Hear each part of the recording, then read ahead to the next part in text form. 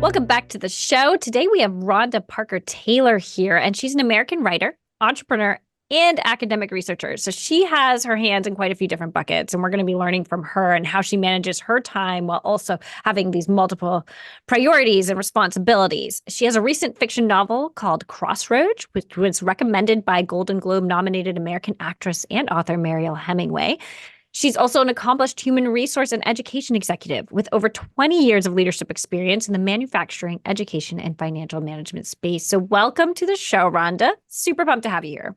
Thank you. Thank you. Thank you for having me. I can't wait to get into a really good conversation. We started it a little bit before the camera came on, and I just know that your audience will come out of this with a higher expectation of themselves, even, I think. Oh, gosh, I hope so. I hope what you tell us will make someone inspired and lift them up on their day and come back to this episode for more information to get more every single time. So for the audience, don't forget, build your thriving freelance business using corporate skills you already have with my Corporate to Contract Core. It's a self-paced course. You get $100 off. Use the code podcast, and it's on the bottom of the show notes. So let's jump in here. If you could tell yourself one thing when you started on this entrepreneurial journey, what do you think it would be? You can't do it on your own. Oh, okay. Because, so many times I tried it, first of all, and then I hear from others, oh, I don't need a team, or I don't need people to help me. And it doesn't matter whether you're the one sole entrepreneur and you're outsourcing your accounting and outsourcing your legal and but you still need a team, And if you don't have a team, then what ends up happening is you will burn yourself out, or your ideas will not be fresh.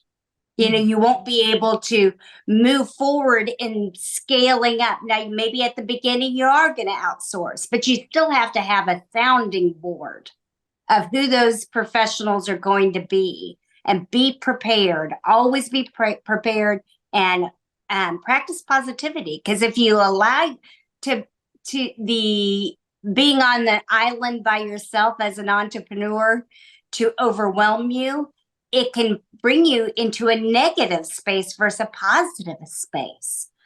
So stay focused on all the main parts of your business, but make sure you're constantly working on that team, constantly working on shared values and that mission, so that you don't get derailed by maybe something that's not part of your core of your business. Yeah. Yeah. I think one of the most frequent things I've heard on this podcast from women in order to scale and to grow is to have a team, or to at least invest in yourself personally with like a coach or a mentor or something like that. And I can tell you, when I started, I was totally the lone wolf. It was also because I was very young. And so not many of my counterparts my age had even thought about building an own business. It was all about like, okay, I just need to get a job right out of college. And I had been out of college by that point 3 or 4 years when I decided to look into like freelancing and running my own business and what that means. And so I didn't realize, though, how much further my business got once I started connecting with other people, once I got a coach, once I started building a little bit of a team, and then it just catapulted. I mean, there's nothing wrong in the beginning to stay by yourself. If you have to bootstrap it, and if you're just trying to figure it out and get client after client or whatever it is, totally okay. But if you need to scale and grow, or even just to like be able to relax a little bit more, you need to have people helping you out along the way. Right. So I do want to. That team doesn't necessarily have to be someone that's in your day to day. It can be the outsourced person that helps you, but if you have to have a go-to. If you're going to hire people and you can't, you're in the middle of a project, do you have a human resource person, agent that can help you? There's got to be something. I was the lone wolf too.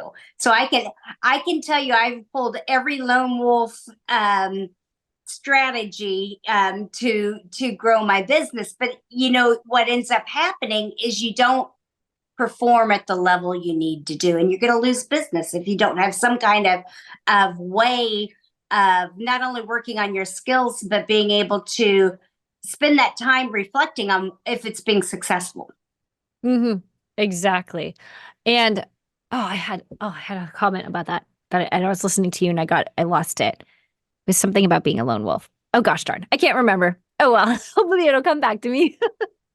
That's the problem with podcasts. You're not allowed to interrupt, or no, you can, but you shouldn't, right? Because you want to give the Right. guests their time. And then sometimes I have a thought, and I'm like, oh no, I lost it. It was such a good question. Okay, so let's talk a little bit about your business. Like you had your recent book, Crossroads, that you released in 2023, and you also have your, business and leadership consultancy business. How Talk to us a little bit about the writing and how do you even make money as a writer? I think it's one of the hardest professions. I It mean, other than like musicians, any kind of arts profession is really hard to make money and really a sustainable living from it. What advice do you have for people who want to be writers? Well, first, realize that scaling a book takes time. So the idealism that you're going to go out there and become, you know, a millionaire, even a six digit writer, that's not going to happen right away. It's a drip, one book at a time, 10 books at a time, 30 books at a time, unless you have a publicity agent and a publisher that's going to take that part on. But there's cost to that. That means you're going to Right. dedicate a certain amount of time. So for me, I look at the writing part of it as my passive income. I stay focused on my entrepreneurial aspect and consulting part of my life, but I use the writing in twofold. One, each book that's a fiction has a workbook that will come out a year after that. So all the people that read like Crossroads for the first book, the main backstory is life balance. People don't have life balance. They're not making good choices because they don't have life balance. And so then after that, which is coming out shortly, is the journey to life balance. And it takes those case studies of each one of the characters that people might have identified with, and it's a workbook.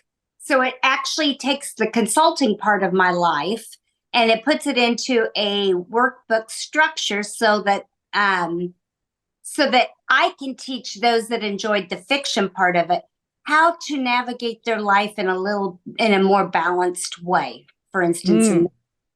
so it for me, I love writing. I love writing the fiction. If I could write fiction 100% of the time, I probably would, but I love people too. So that mentoring I would miss. So balancing the two is I've kind of combined them together as a concept of who I am as a person. If I would say, who were you in your 20s? I would say I was the one that was always pushing people from behind. Go be the best version of yourself. Go be the best version of yourself. So the writing part of it has been in me for years. And I never followed that and made myself vulnerable to do the same thing I was teaching my people to do. So now I'm practicing what I preach. Now, I know you also mentioned that your main character in the book, this is offline, in Crossroads, she gets into her predicaments because she doesn't have this. I mean, I don't know if I want to say balance, but she doesn't have this good way of prioritizing one or the other, personal life or career or anything like that. So, without giving away too much, what was the inspiration for that character and what happens? Well, I think it was twofold. First of all, I thought when I wrote it, it was going to be about the injustice in the legal system. And I was building this character, and I have a practice in my own life that I do my workbook that I used to do with my students all the time. I would do it every 4 to 5 years, which is basically reevaluating every aspect of my life. And so I think the main character in Crossroads, her name's Paris Pennington, she's got my core value in a lot of ways. And a lot of the Midwestern core value of work is first. You're not, you don't have any worth if you're not working. And then of reevaluating that thought process every 5 years, I've realized, well, wait a minute, there's more than just work. Are you getting enjoyment? Are you getting fulfillment? Are you working on your skills so that you're always relevant?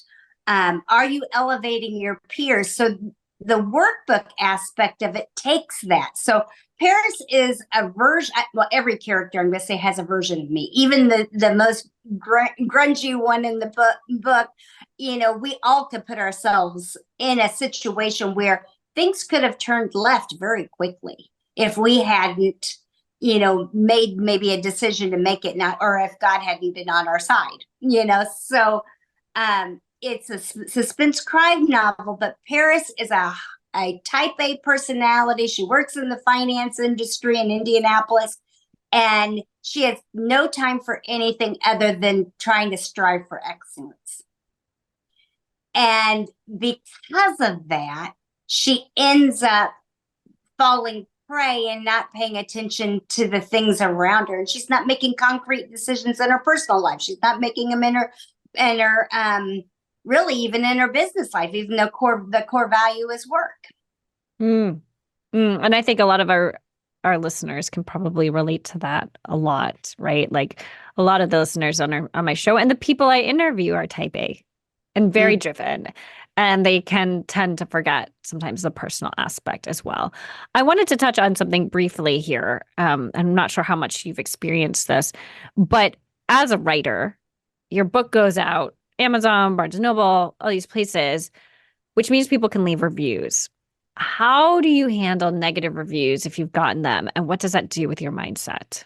It makes me want to be stronger. Let me tell you, when I wrote Crossroads, I wrote it years ago. And it's a series of 4. And I had a few things that got in the way of publishing it originally. I had a publisher, then I had some personal things that had happened. I lost a son, and kind of just put it on the side burner and worked through my mentoring. And one day my sister said to me, "What are you waiting on? Why aren't you doing this?" And I'm like, "Well, this is happening and this deadline's going on and this client needs this and that." She said, "No, that's not it, because you'll normally get out what you want to get out." And she said, "I think you are fearful of being vulnerable." And I was like, "Nah, that's not it." And you're thinking, no, I don't have fear of success or fear of failure. I'm too old for all of that now. You're supposed to be secure in yourself by now. But really, she was right. So then she's like, "You can't worry about what others say, because not everything is for everybody." And I can tell you, although I've had a lot of good reviews, there's a few that have hit me to the core. It's like, "Ooh, you really thought that?" But then I had to think, okay, well, if you take that feedback to heart, how would you make it better?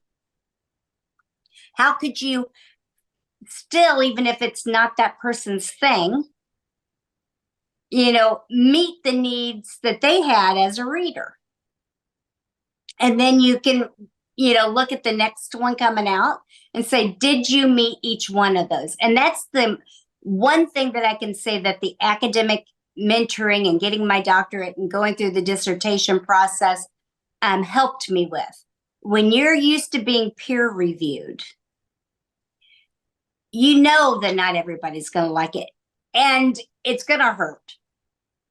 I can remember one of my first proposals in the finance world to save this company millions of dollars in their call center. And they implemented it, but my boss said, you used the wrong insurer in your proposal. Oops. So there was a type. And I was mortified.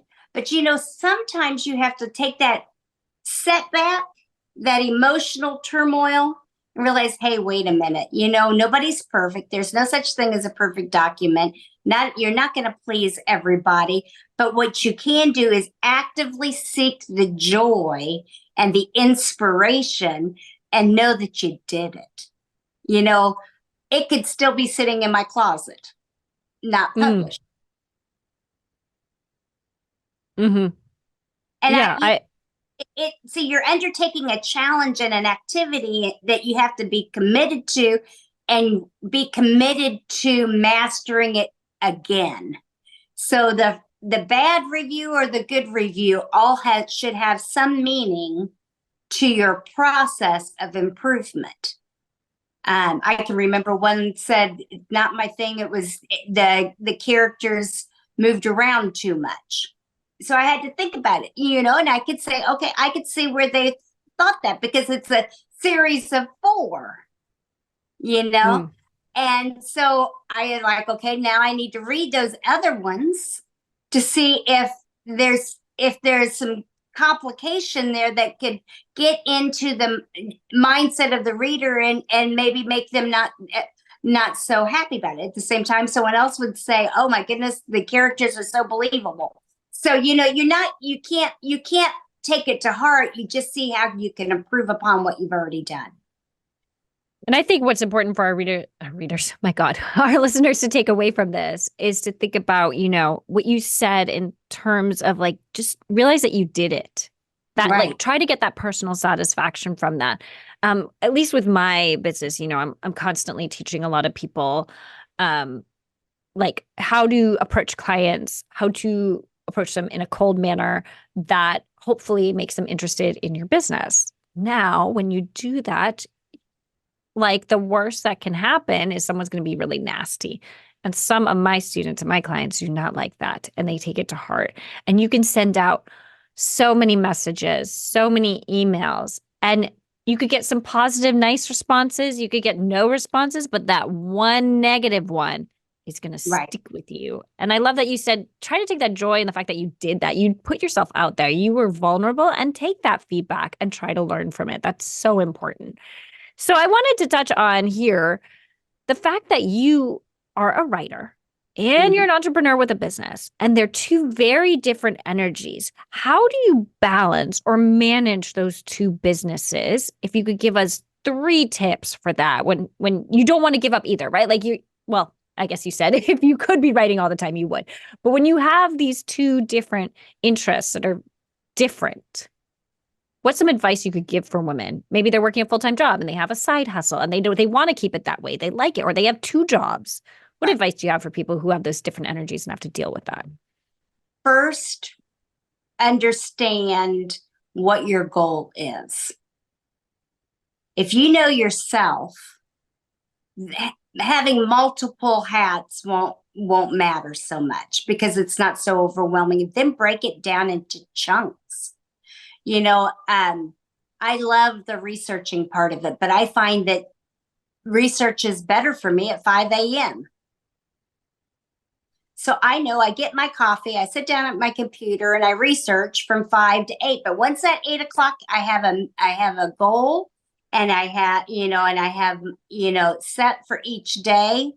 And I know in my mind, even if it's not written down, okay, you stop by 8, the research. You've got to get your writing done. For writing, if a person's out there that wants to be a novelist, but hey, how do I do that in work? Or you do my own business, 1 page a day, it's done in a year. That's 365 days, so 365 pages. It doesn't have to be overwhelming. Yes, you might produce 2 in a day. You might produce 3 in a day. But if you commit yourself to at least 1 page a day, then you'll have it done in a year. Nothing has to be done tomorrow. See, that's where we sometimes get stuck, that there are certain priorities, yes, that have to be. And there's some that we put pressure on ourselves that burn us out because we think we must get it done. And it's really a deadline we've set for ourselves. My husband always tells me, you always say you just didn't get enough done today. But that's the guideline I had for myself. Did I get the things I had to get done? Yes. Did I prioritize the things that must get done? Yes. But then I also have, the 1 page a day. I also have the research in the morning. I put time aside and stay focused on every aspect of my life the best I can. Perfect? No. Good example. What about your home life? Are you spending that time in your home life like you should? Most of us would say no. So I've tried to put some things into my daily practices that at least I'm enjoying it. Like, do I sit in different chairs that I've bought? Do I open up the blinds and look at each angle of my yard? Do I, so that I'm still bringing joy and something that I can bring to my family or my loved ones, my husband, or that I can talk about that's not just work oriented. And that's real hard for me. I have to make that a priority to actively seek to build my relationships, whether it be my family, my sister, my brother. And I kind of look at it the same I would as scheduling a podcast. And I've actually got my one of my older sisters doing the same thing. I'm like, okay, it's nothing to when you are doing a drive, for instance, to an appointment and do it hand free to do it on speaker and call someone that you haven't talked to in a while and just reconnect with them. It's nothing to do it at least once a month, spend 15 minutes sitting in your home in a quiet space to call, whoever you haven't talked to. So relationships take mentoring. So if you're not mentoring your personal life on top of your professional life, you're going to be out of balance and you're not going to enjoy your life. Yeah. So you're saying that basically when you have these priorities outside of work and you're actively seeking these other relationships, I guess I'm trying to understand how this helps with balancing two businesses. It's just basically giving your own soul a little bit of mentoring and Yeah. inspiration. Because if you don't, like, for instance, in my workbook, I say, where do you get your joy? It's not going to be, yes, people like to be successful and they have all these goals on the career side and on their business side and stuff. But what about for you in your physical, mental, your relationships? If you put it all on your career and your entrepreneurship and your business, what ends up happening is eventually you're sitting in your office looking at a computer wondering where everybody else is. And wondering why do I feel down today? Why don't I have energy today? So scheduling those few moments, it might be 5 minutes to look out each window, or it might be to pick up the phone and call a sister or a brother or an old friend from high school or whatever it might be that brings you that joy. Then you get refocused and you can elevate your game. I see what you're saying. That's very helpful. If you don't practice and deal with daily life, then you end up with a sadness rather than a joy. Like your ball and chain. Chain is your business rather than the joy that a business can bring you. And boy, you can really honor yourself in that and consciously make an attempt to structure your life where it's not, even if it's 90% entrepreneurship, because maybe you don't have those other responsibilities. You will one day have them. And if it's not structured in there for you to get joy out of it, then, how are you going to organize your success later too, when maybe there's a family member that needs you, or maybe your parents are elderly and you have to care for them. There's all these things that are going to come at some point in your life. Yeah. So having a practice that you're already doing it will bring you joy and bring your business success. Because how can you mentor someone if you don't have any life experience? Yeah. Yeah, all good points. All good points. I know you mentioned off air that you have a small team. What advice do you have for women as they're trying to scale their business and hire the right people and hopefully not make too many mistakes? Because it is a tricky thing to do. It is very tricky. There's, first of all, know your worth and your business's worth. Because many a time, especially when you're new as an entrepreneur, you'll go out and you'll ask a friend to help you. You'll ask a family member to help you. You won't do the whole hiring process because, hey, you need somebody. And hey, wouldn't it be fun to work together? No. And then what ends up happening is you end up being disappointed. So make sure that you're hiring skilled people that believe in your mission and believe in what you're doing. And you can't guarantee that they're not going to try to steal your business. But I come from a line of entrepreneurs and every one of us have experienced someone saying, oh, I can do that. And then they, try to steal a client or a client list or something like that. So make sure you're also looking at their integrity. How do they handle other people's around you? You may know, you may not know, but try to see what their ethical principles are, and are they a loyal person? Because if they're not, then you might end up picking the wrong apple. Mm-hmm. And it's hard. Yeah, that part's the most tricky part.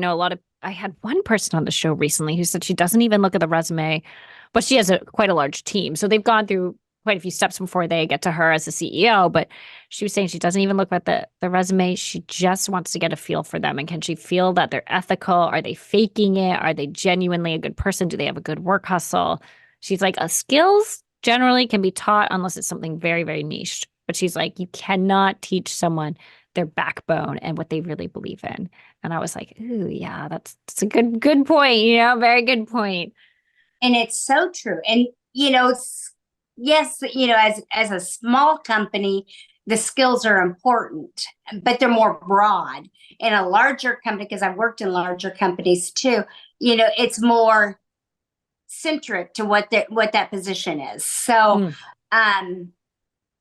it's very important. I can say one of my father's best workers didn't probably have the skills when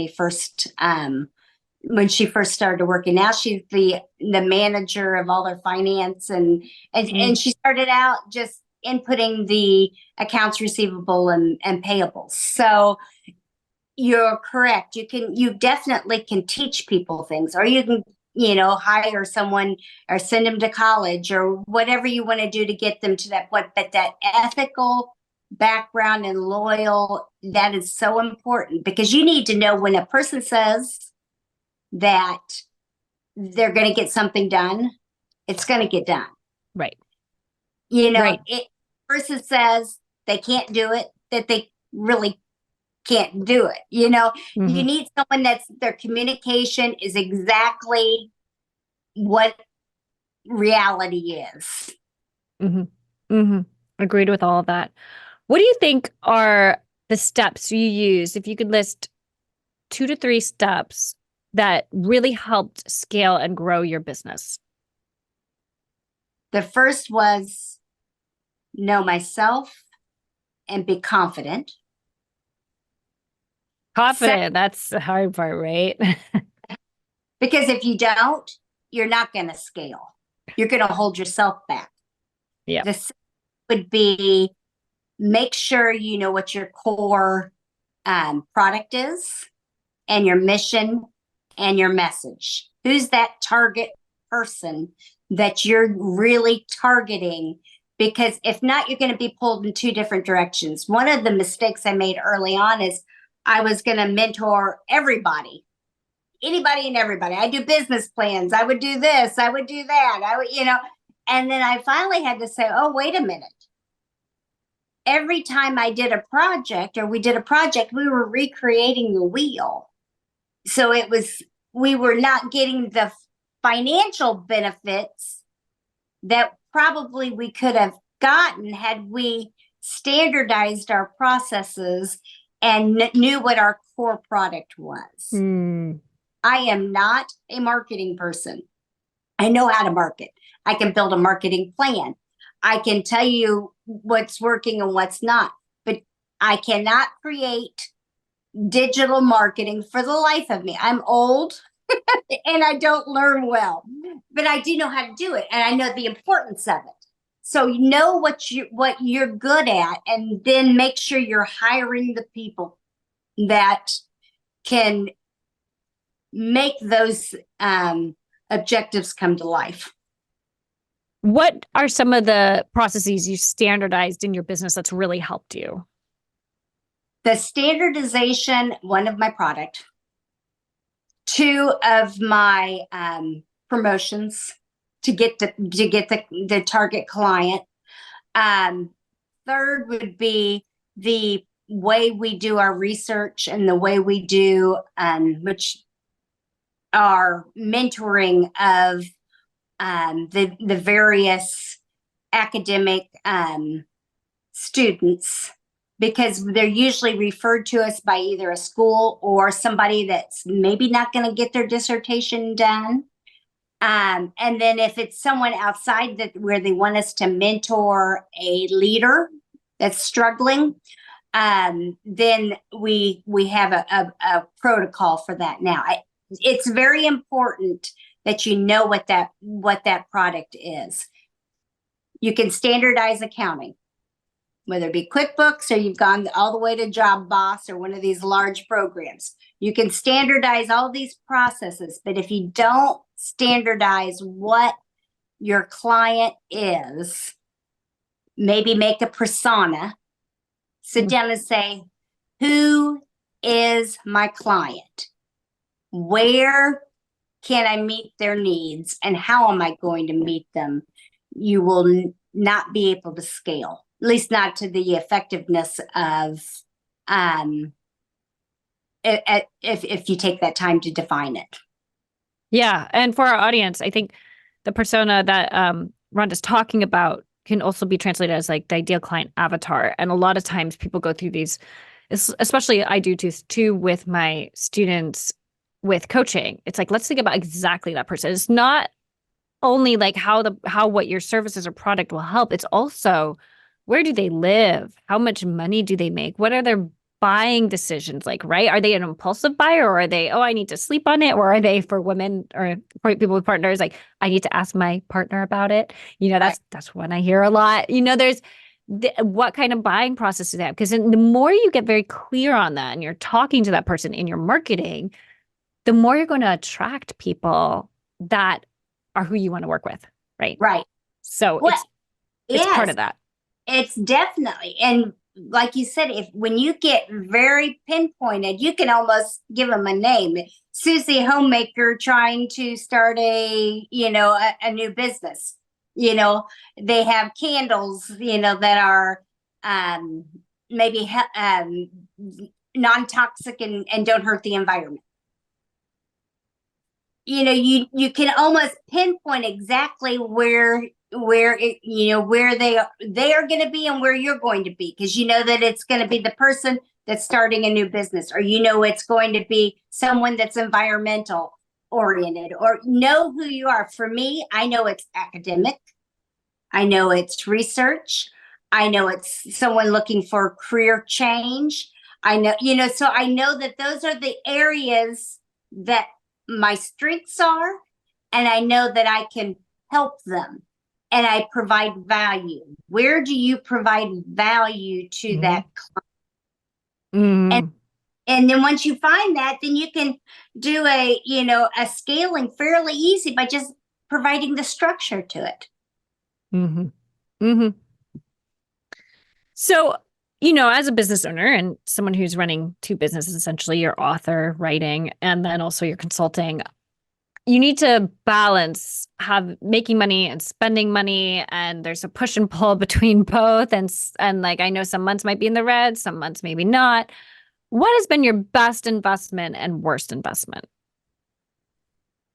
My best investment is in technology. What are some technologies that you've been like, I'm So, so glad I purchased that?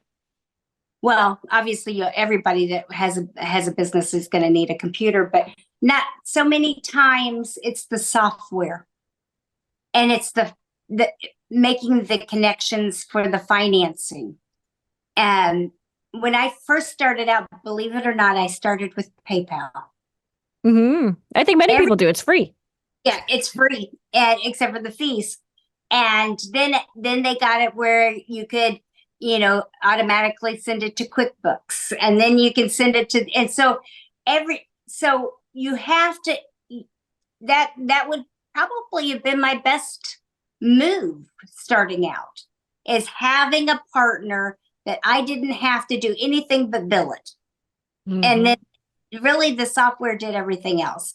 Now, as you get larger, you're going to have to do more, but they pretty much do everything. They'll give you a swipe for credit cards. They'll let you bill it, through email. They'll let you mail it. They'll let you do everything. So that was probably my wisest first move starting out.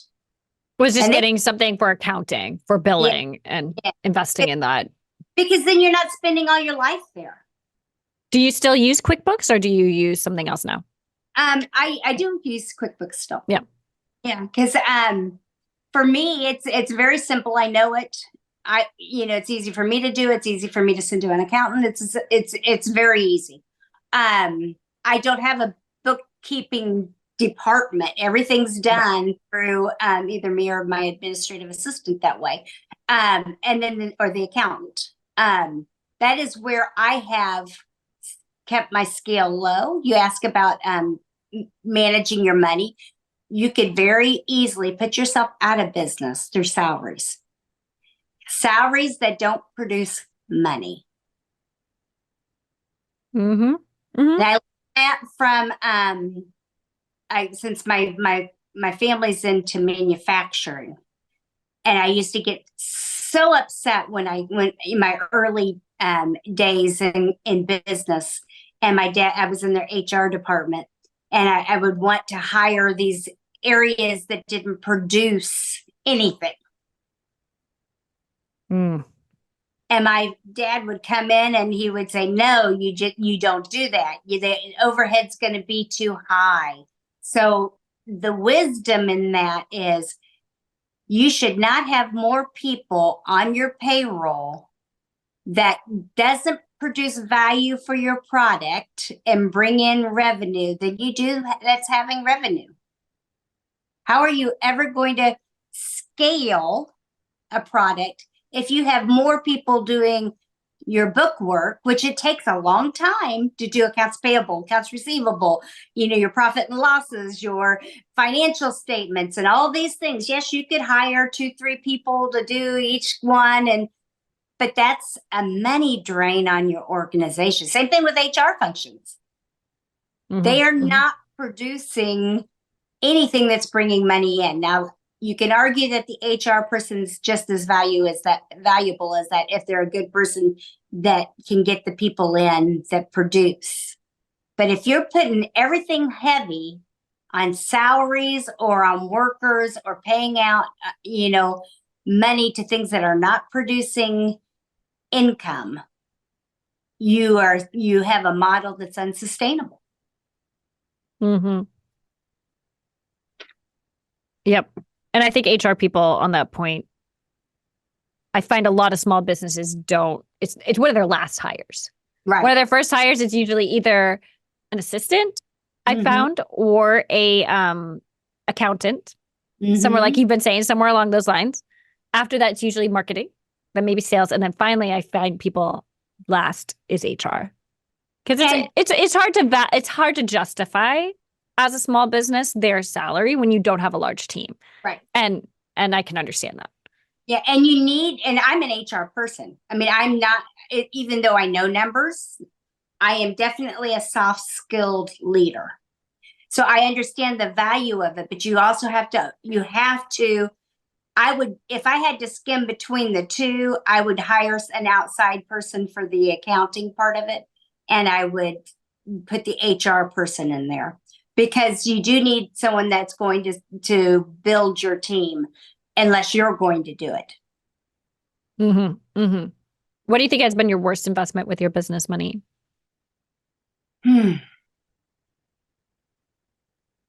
Hiring the wrong person. Ah, yes, I've heard that before. It costs you so much. It does. Not only in money, like your stress and your mental Right, health. right. Because if you don't, I, some people believe, oh, you've got a business, you're a millionaire. And they don't have the value of what it takes. And so if you don't have a like-minded person that believes in the mission and can take ownership of their work and produce that income that is needed to pay their salary,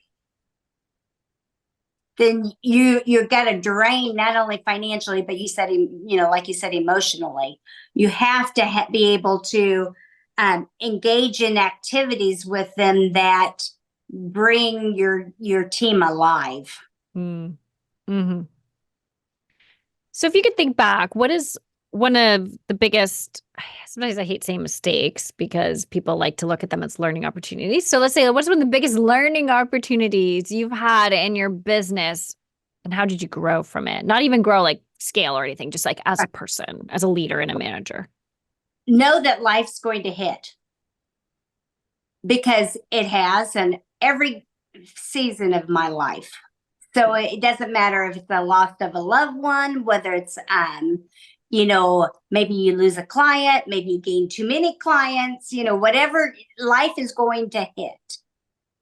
So one of the mistakes and the lessons learned from it is being inflexible with myself and my processes, realizing that at times you can't only just be committed to what's going on. You have to be open to new experiences or new ways of doing things and taking that on and know that life hits. Because if you don't, you will miss trends in your own business because you're so stringent on one thing. Let's say you've got a process and order, you have a loved one that's ill, and then the market starts shifting in another direction and you don't pick up on that trend.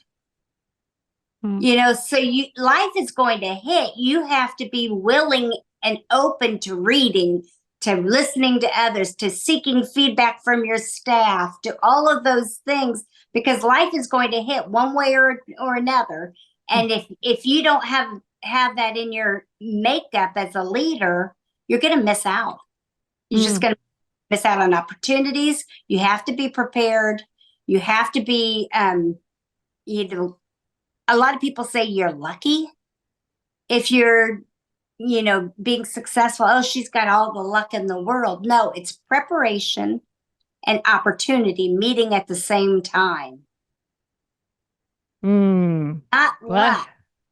So luck equals preparation plus opportunity meeting at the same time. I'm writing that down in my notes. I like that. It's important. You can prepare every single day for something different, and like I said, I'm pretty focused and pretty, I try to stay on schedule every day, and I still try to get myself off work by 5 or 6 at least every day. And if you don't keep that focus, you're gonna lose out. And sometimes it's hard because life is gonna hit at some point. It could be anything. It could be a happy moment. You gain a new client, but then one's walking out the door because you spent so much time. You've got to be able to navigate all of that and be prepared. That's so true. So on that note, what advice do you have for women as they're trying to scale their business? If you could distill it down into one piece of advice, what would it be? Make every day great.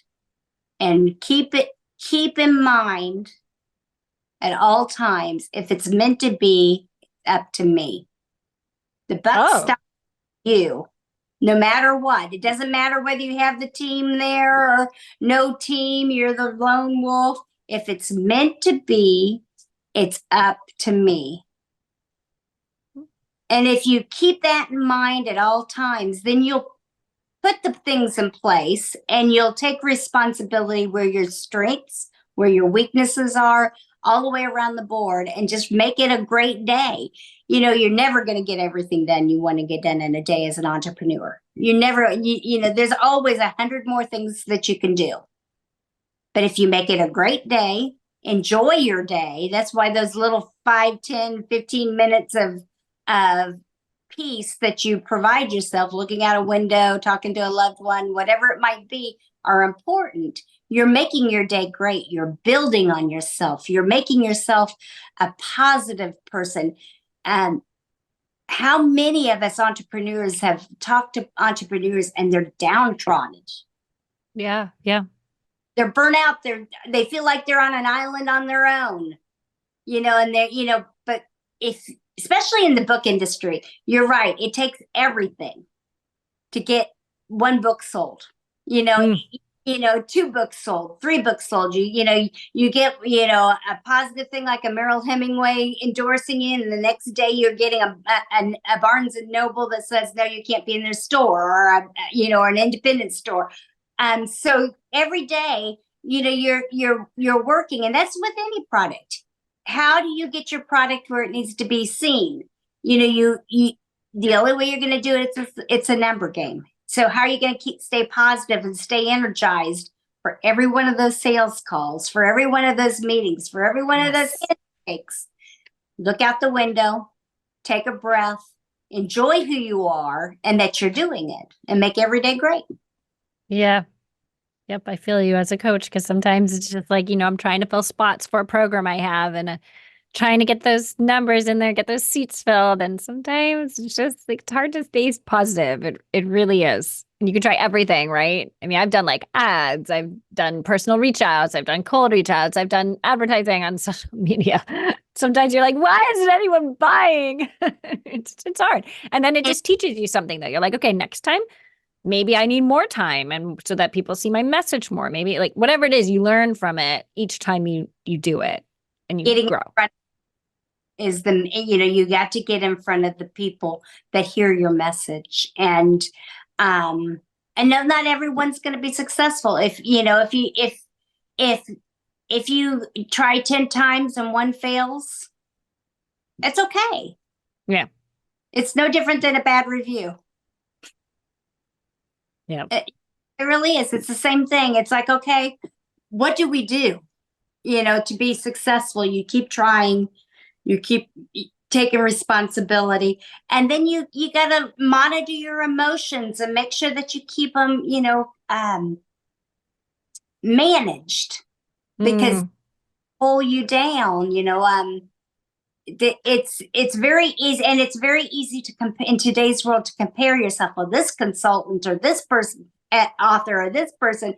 And just remember that one of the lessons in Crossroads that I built into the story is dealing with the 3 emotions of anger, fury, and envy. Anger is cruel, fury is overwhelming, but who can stand before jealousy? Envy makes the bones rot. If you find yourself comparing, you're taking your entrepreneurial spirit and you're killing it. It's not wrong to compare and say this person offers this product and this person offers this service and this. That's just comparing to see what your competition's doing. But if you become envious and jealous and questioning your own product or who you are, you're destroying yourself like a cancer. Yeah, I work with that with my students. Like, we look at competitors a lot, and there's always that like, but don't get too jealous. You are different. You're going to have something different, but it's important sometimes to look for market analysis. What are they doing that's working? Right. And then Is that something you would want to do? If so, how can you make it your own, et cetera? So it's important to look at it, but you do need to scale back. And I've had it too. I saw someone new in the coaching field who hadn't been doing it as long as I did. And she posted just saying like, oh, I'm going to be doing power hours. And she had 3 people sign up from the comments. And I was like, but it's the first time she ever put that out there. How did she get 3? And I started comparing. I started getting jealous when it was like so silly. It was so silly, but I still fall prey to it. Anyway, Rhonda, thank you so much for all the wonderful advice you've shared and everything that people can take into their lives and into their entrepreneurial journey. Where can a woman find you if they want to connect with you and share where we can find your book, your business, Sure. any of that? Okay, so the name of the book is Crossroads for the fiction novel.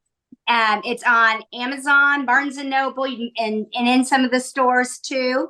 The workbook, you're the first to see it. Here's the design Ooh. for the work balance book that's going with it for the work balance. It's called The Journey to Life, Rhonda Parker Taylor. You can go to my website, RhondaParkerTaylor.com. Everything I tried to make it Rhonda Parker Taylor. Facebook, LinkedIn, Twitter, Instagram, TikTok, all of them are RhondaParkerTaylor.com or the version of it for whatever social media. I love to hear from people if you have any questions on how to, do academic research or whether it be, career development. We could, that's where my best work is done and my team's best work's done. And if you just want to know, what it's like or get out there and be an author, then, I'm more than glad to help you with that too. Thank you so much. What is one philosophy, mantra, or quote you try to run your business by? I think, it's funny because I feel like I'm repeating myself, but if it's meant to be, it's up to me. And that's my goal. It's actually a family motto. If it's meant to be, it's up to me. I like it. I like it a lot. I've never heard it. And some of me wants to put it on a sticky note and put it right where I can see it every single day because it's true. It's so true. Well, thank you so much for joining me on this interview, Rhonda. And if you're a part of our audience, you're listening to this show, and if you found this episode really valuable and Rhonda's advice really informative, please do us a favor and share it. Help us grow the show. And until next time, please find me on LinkedIn. That's where I'm most active, Kiri Mohan, or you can tag me on Instagram as well with your thoughts on the podcast at the Kiri Mohan.